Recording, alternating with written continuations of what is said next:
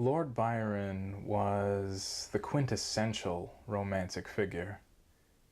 He was famously characterized by one of his many lovers as mad, bad, and dangerous to know. And indeed, Byronic has come to define this sense of brooding magnificence, of the rebellious pride of a noble outcast, of standing tall and alone in sublime defiance of despair. Needless to say, there's a major Gothic vein running through much of Byron's poetry, not least in his series of Byronic heroes, those mysterious, darkly alluring poetic self-portraits that were the literary descendants of Shakespeare's tragic heroes, and Radcliffe's Gothic villains, and most importantly, Milton's Satan, who, to the rebellious romantics, was the true hero of Paradise Lost, who's hell-doomed but remains heaven-defiant.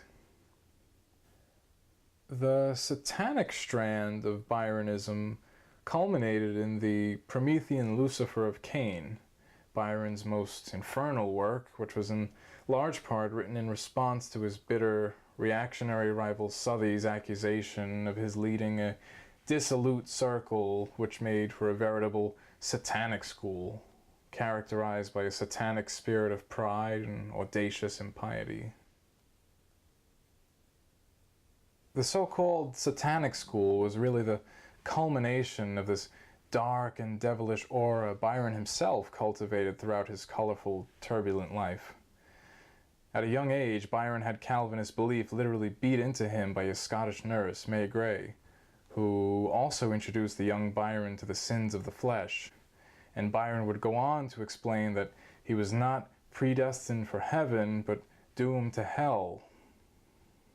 To Byron, this was signified by his deformed foot, which the otherwise handsome lord felt was the equivalent of the demon Mephistopheles, who appears in human form with the exception of his telltale cloven hoof. And Byron would characterize his physical deformity as his own personal mark of Cain, a visual sign of his being an outcast, doomed to bad behavior. And later in life, he would even profess to Lady Byron that he felt he was a fallen angel in human form. So Byron could be extremely Gothic, and one certainly gets a sense of this majestic melancholy in much of his poetry. But Byron's Satanism also translated into cutting satire, his Gothic gloomth into a profound gallows humor, and nowhere is this more evident than in the story of Byron's Skull Cup and his early poem inspired by it.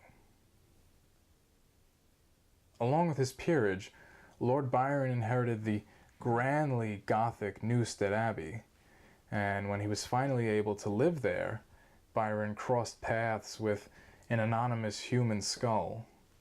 Byron related that a gardener incidentally dug up this sizeable and well-preserved skull, which probably belonged to some friar or monk. Byron wrote, "A strange fancy seized me of having it set and mounted as a drinking cup."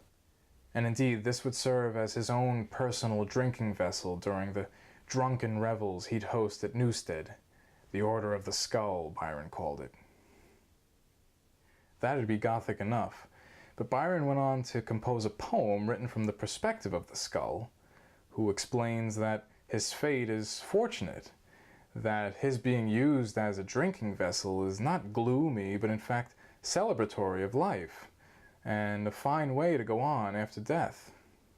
If not particularly well titled, it makes for a remarkably witty poem. Lines inscribed upon a cup formed from a skull.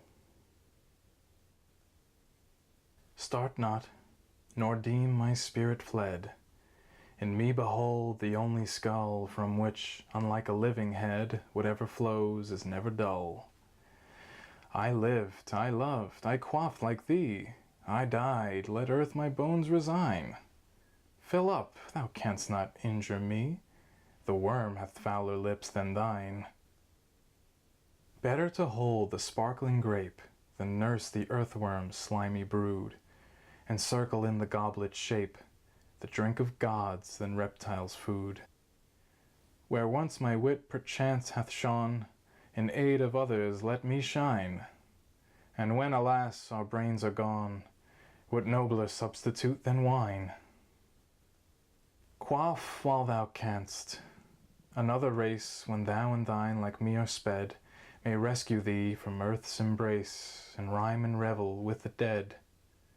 Why not, since through life's little day our heads such sad effects produce? Redeemed from worms and wasting clay, this chance is theirs to be of use.